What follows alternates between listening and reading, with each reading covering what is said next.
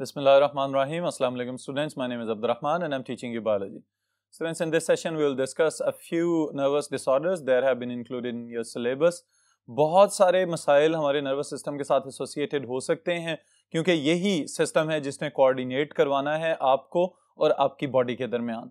लेकिन अगर इसमें खराबी पैदा हो जाए तो बहुत सारे मसाइल पैदा हो सकते हैं, जिनमें से चंद एक डिसऑर्डर्स का जिक्र आपके सिलेबस में किया गया है। इनकी details one by one board पे देखते हैं। जी students, nervous disorders. Nervous disorder से क्या मुराद है कि बुनियादी तौर पे वो खराबियां कि जिसकी वजह से आपका नर्वस सिस्टम सही तरीके से काम नहीं करता। ऑलराइट, पहले नंबर पे जो चीज हम डिस्कस करेंगे यहाँ पे that is known as Parkinson's disease, जिसे उर्दू में हम राशा की बीमारी कहते हैं। अब बुनियादी तौर पे इस बीमारी के अंदर स्टूडेंट्स क्या हो रहा होता है कि दिमाग के कुछ स्पेशलाइज्ड पार्ट्स, ऑलराइट, जो कि देखने में या क्रॉस सेक्शंस वगैरह में हम देखते हैं तो हमें डार्क कलर के नजर आते हैं, उन पार्ट्स के अंदर स्पेशलाइज्ड न्यूरॉन्स मौजूद होते हैं जिन्हें हम कहते हैं डोपामिनर्जिक न्यूरॉन्स। ऑलराइट, इसका मतलब यह है कि उन्होंने एक खास किस्म का न्यूरोट्रांसमीटर पैदा करना होता है, दैट इज डोपामीन। जब डोपामीन की मिकदार कम हो जाए तो उसकी वजह से आहिस्ता आहिस्ता आपके बॉडी फंक्शंस के अंदर इस्तेमाल होने वाले सोमैटिक न्यूरॉन्स के जरिए या मोटर न्यूरॉन्स के जरिए जो somatic parts of the body यानी skeletal parts of the body का जो कंट्रोल है वो आहिस्ता आहिस्ता कमजोर होना शुरू हो जाता है। तो हम कहते हैं कि ये लॉस ऑफ रिजिडिटी होना शुरू हो गई है, तो मोटर न्यूरॉन्स जो हैं वो सही काम नहीं कर रहे। लेकिन बैक एंड पे क्या हो रहा होता है कि मोटर न्यूरॉन्स ने काम करना है through the orders of the nervous system. Nervous system के अंदर डोपामीन की पैदावार कम हो चुकी होती है, तो इस वजह से ये ओवरऑल ही आपकी जो मोटर रिजिडिटी है उसको मुतासिर कर देती है ये बीमारी। तो हम कहते हैं कि इस कंडीशन का नाम है पार्किंसंस डिजीज। ऑलराइट स्टूडेंट्स, अब इस डिजीज के अंदर क्या क्या वजूहात हैं और क्या पॉसिबल ट्रीटमेंट्स हो सकते हैं ये भी आप याद रखिएगा। सबसे पहले नंबर पे students, Parkinson's disease is a nervous disorder. Alright, nervous disorder में specifically some specific areas within the brain are affected. Alright, और फिर अलामात क्या क्या हैं, कौन कौन सी कैरेक्टराइजेशंस हैं जिसके जरिए हम ये डिक्लेयर करेंगे कि इस बंदे को पार्किंसंस की अलामात नजर आ रही हैं। Involuntary tremors, Aahista Aahista. अब ट्रेमर्स क्या चीज है इसको भी समझें स्टूडेंट्स। बुनियादी तौर पे हम यूं समझ लेते हैं कि जैसे हाथ हैं हमारे, तो अगर आप चाहें तो आप अपने हाथों को जिस मर्जी पोजीशन में बेंड कर सकते हैं, जहां चाहें आप उस पोजीशन में स्टैटिक रोक के रख सकते हैं। लेकिन खुदा ना खास्ता अगर ये वाली कंडीशन नजर आना शुरू हो जाए तो उस सूरत में हाथों के अंदर रिगरस ट्रेमर्स नजर आना शुरू हो जाएंगे, जिसका मतलब ये होगा कि आपके हाथ जो हैं वो अब आपके कंट्रोल में नहीं है। आमतौर पे बॉडी के एक हिस्से में ये बीमारी आगाज करती है और फिर उसके बाद समटाइम्स पूरी बॉडी को ही अपनी लपेट में ले सकती है। Alright students, diminished motor power and rigidity, यानी कि जो मोटर न्यूरॉन्स के जरिए आप सोमैटिक नर्वस सिस्टम के जरिए अपने स्केलेटल मसल्स को अपने बस में किए हुए हैं, वो कंट्रोल खत्म होना शुरू हो जाता है। रिजिड मसल्स, मसल स्टिफनेस हो सकती है। Impaired posture and balance, body की पोजीशन जो आपकी इरेक्ट पोस्चर है वो मेंटेन नहीं रहता।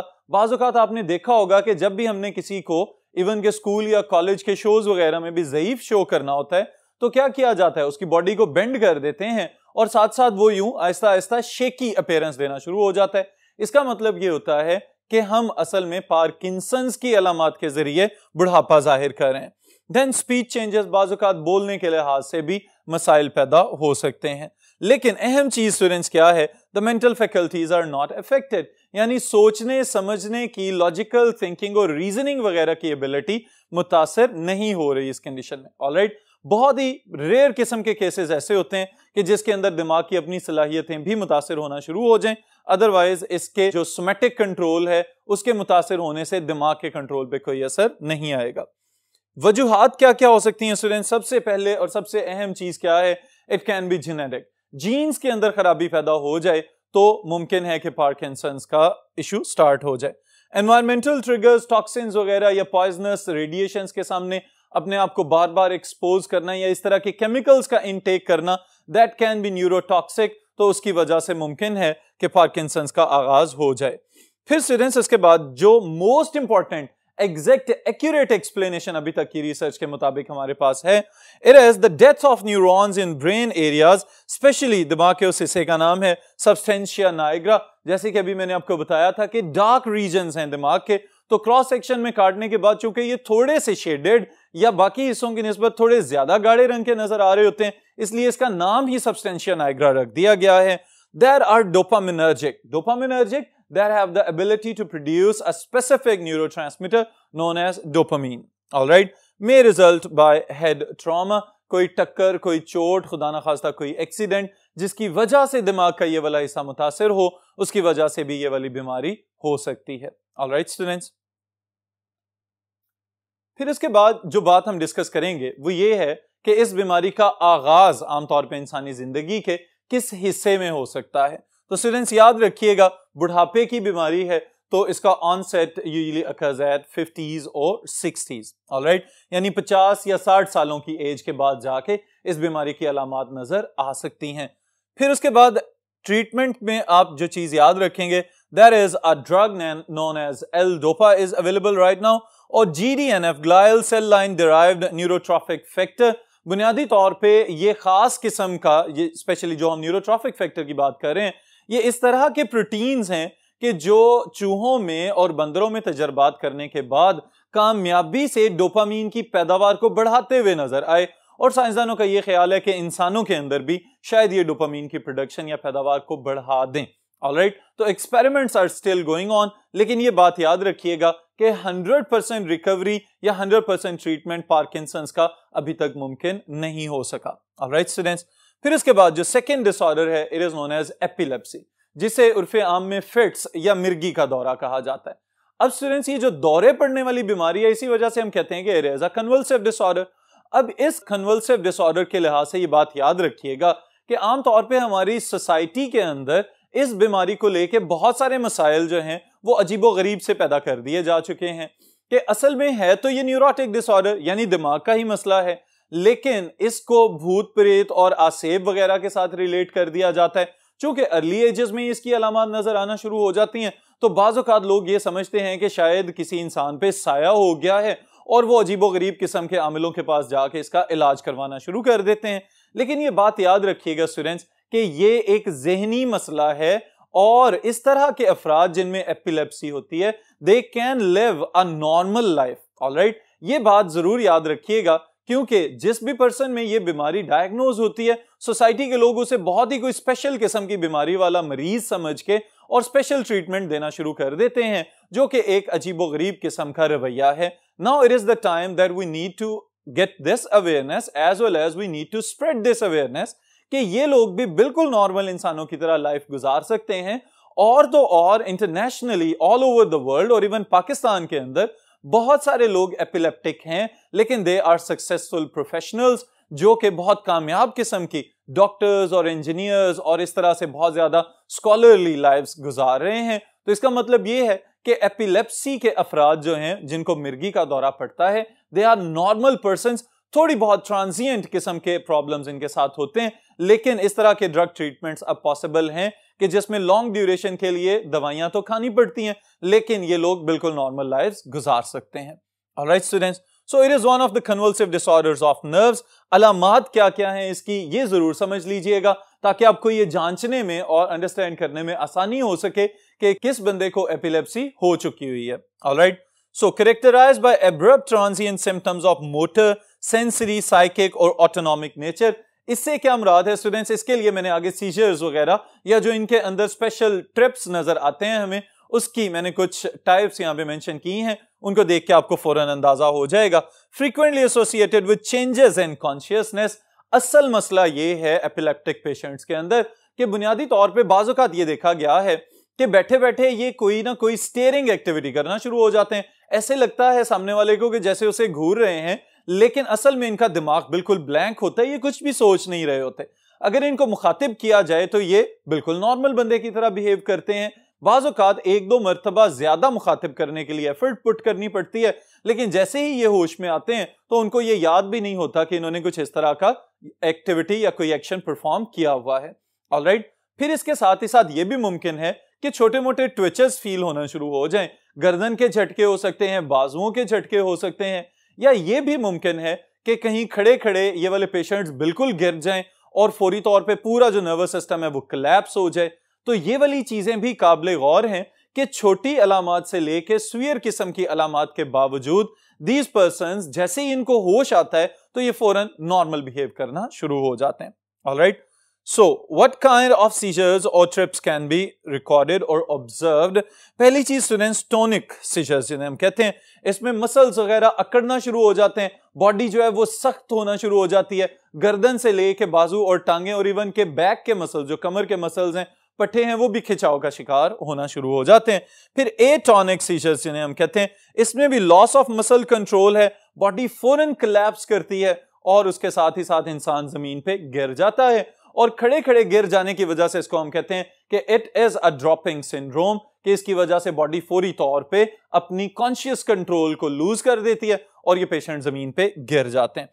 फिर उसके बाद क्लोनिक सीजर्स हो सकते हैं जिसमें रिपीटिंग जर्किंग मसल मूवमेंट्स हो सकती हैं, ये जो भी मैंने बताया, जैसे कुछ लोगों को बार बार शोल्डर्स हिलाने या बार बार गर्दन को कुछ मसल्स को ट्विच करने की आदत होती है, तो वो वाले जो छोटे छोटे झटके फील हो रहे हैं ये भी बुनियादी तौर पे एपिलेप्सी की अलामत हो सकते हैं।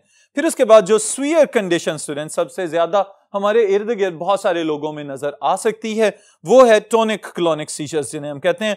लॉस ऑफ कॉन्शियसनेस, स्टिफनेस हो जाती है पूरी बॉडी की, पूरी बॉडी के अंदर जो है वो ट्रेमर्स पैदा हो सकते हैं, बॉडी झटके खाना शुरू हो सकती है और फिर उसके बाद ये पेशेंट फौरी तौर पे जमीन पे गिर जाते हैं। ऑलराइट, तो ये बात याद रखिएगा कि ये चंद अलामात मैंने यहाँ पे इसलिए ऐड किए हैं स्टूडेंट्स ताकि आपको अंदाजा हो सके कि हमने फौरी तौर पे एपिलेप्सी को किस तरह से जांचना है। ऑलराइट, फौरी तौर पे इन अलामात को जांचते हुए, इनको समझते हुए आप इसके लिए कोई ना कोई फर्स्ट एड वगैरह का इंतजाम करेंगे, लेकिन ये बात याद रखिएगा कि इसमें कोई इतनी खास परेशानी वाली बात बाज़-औक़ात नहीं होती। अगर आप इमरजेंसी कंडीशन में किसी डॉक्टर को या किसी नर्स वगैरह को कॉल भी कर लें तो इट इज फाइन, लेकिन मोस्टली ये देखा गया है कि ये खुद से ही थोड़ी देर के बाद 2-4 से लेके 15 मिनट तक बाज़ औक़ात ड्यूरेशन होता है, लेकिन उसके बाद they just come to normal life और उसके बाद बिल्कुल आम इंसानों की तरह उठ के घूमना फिरना शुरू हो जाते हैं। ऑलराइट स्टूडेंट्स, फिर उसके बाद क्या क्या वजूहात हैं ये भी जान लीजिए कि एपिलेप्सी के बैक एंड पे क्या चल रहा है जिसकी वजह से ये मिर्गी के दौरे पड़ रहे हैं। जी students, what are the possible causes, इसके लिए ये बात समझें जरा आसान अंदाज में मैं आपको समझाता हूं कि हमारा जो दिमाग है इसके अंदर न्यूरॉन्स के आपस में कनेक्शंस हैं और उन कनेक्शंस को एक्शन पोटेंशियल के जरिए मैसेजेस कन्वे करने के लिए इस्तेमाल किया जाता है। यानी कि बुनियादी तौर पे हमारे दिमाग के अंदर बहुत सारे इलेक्ट्रिकल मैसेजेस चल रहे होते हैं हर वक्त। अब जितने ज्यादा चार्जेस या जितने ज्यादा इलेक्ट्रिकल मैसेजेस कन्वे किए जा रहे हैं उसके लिए बहुत ही हाई स्पीड एक्यूरेसी हमारा दिमाग मेंटेन कर रहा होता है, लेकिन बाज़ औक़ात स्टूडेंट्स ये होता है कि बहुत ज्यादा रैपिड फ्लो की वजह से या किसी इमोशनल डिस्टर्बेंस की वजह से या बाज़ औक़ात इंतहाई स्ट्रेस कंडीशन में जाने की वजह से कोई ना कोई एक कनेक्शन शॉर्ट सर्किट का शिकार हो जाता है। जैसे ही शॉर्ट सर्किट होगा तो दिमाग का एक खाना बंद, वो बंद होगा तो उसके साथ रिलेट होता हुआ दूसरा हिस्सा बंद हो जाएगा, तीसरा हिस्सा बंद होगा, चौथा हिस्सा बंद होगा और अल्टीमेटली फौरी तौर पे सारा दिमाग बंद हो जाएगा। जैसे ही दिमाग बंद होगा तो इसका मतलब है कि अब सारा कॉन्शियस कंट्रोल खत्म हो गया और कॉन्शियस कंट्रोल खत्म होते ही this person it may collapse and it may drop to the ground. Alright, बिल्कुल अनकॉन्शियस होके, बेहोश होके जमीन पे ये लोग गिर सकते हैं। Alright students, so sudden transient alterations in the brain functions associated with rapid electric discharges, especially in the gray matter. All right, in some patients emotional disturbances play significant trigger role. वही सारी चीज जो भी मैंने explain की है, बाज़ औक़ात स्ट्रेस में आ जाने की वजह से या कोई और इमोशनल डिस्टर्बेंस होने की वजह से ये मुमकिन है कि दिमाग जो है वो फौरी तौर पे ब्लैकआउट में चला जाए और इस पर्सन को एपिलेप्टिक फिट आ जाए। ऑलराइट, सो ऑनसेट आगाज इसका कब हो सकता है? यूजुअली बिफोर एज 30, और अगर बुढ़ापे में इस तरह की अलामात नजर आए तो इसको हम ऑर्गेनिक डिजीज कहते हैं। बाज़ औक़ात ऑर्गेनिक डिजीज से क्या मुराद है कि जिसको हम प्रिडिक्ट कर सकते हो, लाइक इन्फ्लेमेशन है या लाइक कोई और इस तरह की बीमारी है कि जिसके लिए हम क्वालिटेटिव वैलिडिटी चेक कर सकते हो कि ये बीमारी इतने अरसे के बाद किस लेवल तक जा सकती है। Those types of diseases are known as organic diseases. Alright, फिर इसको चेक करने के लिए स्टूडेंट्स दिमाग के ऊपर, सर के ऊपर बुनियादी तौर पे मुख्तलिफ इलेक्ट्रोड्स लगा के दिमाग की फंक्शनिंग चेक की जाती है कि दिमाग का कौन सा हिस्सा सही हालत में सेहतमंद तौर पे काम कर रहा है और कौन सा हिस्सा जो है वो स्ट्रेस या इस तरह की सोच की वजह से एकदम कोलैप्स कर जाता है या शॉर्ट सर्किट का शिकार हो जाता है, तो उस टेस्ट को हम कहते हैं EEG, इलेक्ट्रोएन्सेफेलोग्राफी। ऑलराइट, फिर इलाज के लिए एंटी एपिलेप्टिक ड्रग्स मौजूद हैं, और यह बात याद रखिएगा कि इस बीमारी को जितनी जल्दी इसकी सही तशखीस कर ली जाए उतना ही इसको रिकवर करवाना और इसको ठीक करना भी मुमकिन है। बाज़ औक़ात ऐसा भी होता है कि ज्यादा दौरानिए के लिए अद्वियात इस्तेमाल करनी पड़ती हैं, लेकिन अगर दवाइयां इस्तेमाल करते जाएं तो ये लोग बिल्कुल नॉर्मल लाइफ्स गुजार सकते हैं। ऑलराइट स्टूडेंट्स, फिर उसके बाद एक और अहम चीज कि ड्रग्स वगैरह स्पेशली अल्कोहल जो है उसकी वजह से दिमाग की सलाहियतों पे असर पड़ता है, तो ये एपिलेप्सी को प्रमोट करती है। इस वजह से अल्कोहलिक ड्रिंक्स या बेवरेजेस वगैरह से इज्तनाब करना सेहत का जामिन हो सकता है। ऑलराइट स्टूडेंट्स, फिर उसके बाद हम डिस्कस करेंगे अल्जाइमर्स डिसीज, भुलक्कड़पन की बीमारी यानी भूल जाने वाली बीमारी। ऑलराइट स्टूडेंट्स, इसमें भी याद रखिएगा डिस्कवरर के नाम की वजह से इसका ये नाम रख दिया गया है, और अलामात क्या हैं? दिमाग की हालत जो है वो कमजोर होना शुरू हो जाती है। वो किस तरह से कि बाज़ औक़ात ये लोग बातें करते करते, जिन लोगों को ये मसला शुरू हो जाए, बातें करते करते ये भूल जाते हैं कि किस मौजू पे डिस्कशन चल रही थी। कोई चीज थोड़ी ही देर पहले कहीं रखी हुई हो तो उससे भी भूल जाते हैं कि कहां पे रखी थी, क्या जगह थी। और तो और समटाइम्स इवन के दिन के वक्त उठ के टूथब्रश करना या कंघी करना, ये वाली चीजें जो हैं, जो बिल्कुल नॉर्मल रूटीन की आदतें हैं, वो भी भूलना शुरू हो जाते हैं। तो इस वजह से हम इस चीज का अंदाजा लगा सकते हैं कि लिखना, पढ़ना, याद रखना, ये चीजें तो फिर बहुत ही ज्यादा कमजोरी का शिकार होती चली जाएंगी in case of Alzheimer's disease. इसी वजह से इसे डिमेंशिया वाली अलामात के साथ भी रिलेट किया जाता है कि भूल जाने वाली बीमारी जो है डिमेंशिया, इसकी अलामात और अल्जाइमर्स की अलामात एक ही जैसी नजर आती हैं। वजूहात क्या क्या हैं स्टूडेंट्स? जेनेटिक प्रीडिस्पोजिशन है, यानी कि इस तरह की बीमारी जो जनरेशन आफ्टर जनरेशन इनहेरिट हो सकती है। यह भी मुमकिन है कि एक्वायर की गई हो किसी एनवायरमेंटल कंडीशन की वजह से या एनवायरमेंटल चेंज की वजह से, और फिर उसके वजह से जीन्स में कोई तब्दीली आए और फिर यह नस्ल दर नस्ल चलना शुरू हो जाए। और फिर उसके अलावा यह भी ऑब्जर्व किया गया है कि aluminium proves to be neurotoxic sometimes, और इसकी वजह से भी लोगों में भूल जाने की बीमारी या अल्जाइमर्स की अलामात नजर आ सकती हैं। ऑलराइट स्टूडेंट्स, फिर उसके बाद ये बात याद रखिएगा कि इंतहाई अहम शॉर्ट क्वेश्चन है जो इस टॉपिक का आखिरी हिस्सा है, that is the effect of drugs on your nervous system, के दिमाग के ऊपर मुख्तलिफ किस्म की जो ड्रग्स हैं, जो नशा आवर चीजें हैं, वो किस तरह से मुतासिर करती हैं। Specially with reference to nicotine हम यहाँ पे बात करेंगे कि how people get addicted to nicotine. जी स्टूडेंट्स, जब हम बात कर रहे हैं ड्रग्स की तो उसमें याद रखें बहुत सारी मशहूर ज़माना ड्रग्स भी शामिल हो सकती हैं, लाइक कोकेन या हीरोइन वगैरह, या और इस तरह से बहुत सारी नशा आवर चीजें हैं जो दिमाग की सलाहियतों को मुतासिर करने की सलाहियत रखती हैं। ऑलराइट, तो ये बात स्टूडेंट्स काबिल गौर है कि इन सब चीजों में से जो निकोटीन है वो क्या क्या इफेक्ट्स पैदा कर सकती है कि लोग एडिक्ट हो जाते हैं और मुसलसल अपनी जिंदगी में फिर सिगरेट वगैरह पीना शुरू कर देते हैं। अब इसके सोर्स का तो आपको अंदाजा होगा कि बुनियादी तौर पे निकोटीन आ कहां से रही है? टोबैको से। और टोबैको जो है it belongs to a special group of alkaloid plants, यानी वो पौधे जो एल्कलॉइड्स पैदा कर रहे हैं। और आपको सुन के हैरत होगी स्टूडेंट्स कि बैंगन जो है बेसिकली तंबाकू उसी की फैमिली से ताल्लुक रखता है। तो बाज जगहों पे ये भी कोट किया जाता है कि एक सिगरेट जितनी निकोटीन 10 बैंगन के जो फ्रूट्स आपको नजर आ रहे हैं उसके अंदर भी मौजूद हो सकती है। लेकिन इफेक्ट इसका क्या है? It directly effects the nervous system. किस किस तरह से मुतासिर कर रही है इसको जरूर समझें। सबसे पहली चीज students, it affects the post synaptic membrane in CNS and PNS. अब ये बात सुने कि आपको इस चीज का अंदाजा है कि एक प्री साइनेप्टिक मेम्ब्रेन होती है जहां पे आके साइनेप्टिक वेसिकल्स जो हैं उन्होंने न्यूरोट्रांसमीटर्स रिलीज करने होते हैं, और वो न्यूरोट्रांसमीटर प्री साइनेप्टिक मेम्ब्रेन से होते हुए पोस्ट साइनेप्टिक मेम्ब्रेन के ऊपर मौजूद रिसेप्टर्स पे चले जाते हैं। तो नॉर्मली अगर हम नर्वस सिस्टम के बाहर की बात करें तो वहां पे एसिटाइलकोलिन होगा, तो एसिटाइलकोलिन को मिमिक करना शुरू कर देता है निकोटीन, यानी कि उसकी जगह पे जाके वही एक्टिविटी परफॉर्म करना शुरू कर देता है निकोटीन।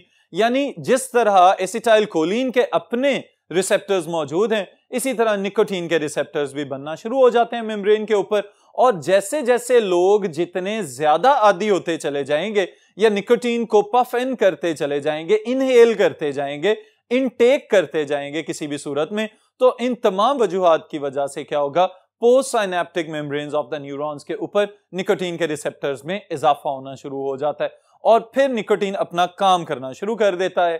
कैसे काम करता है ये भी बात समझें जरा।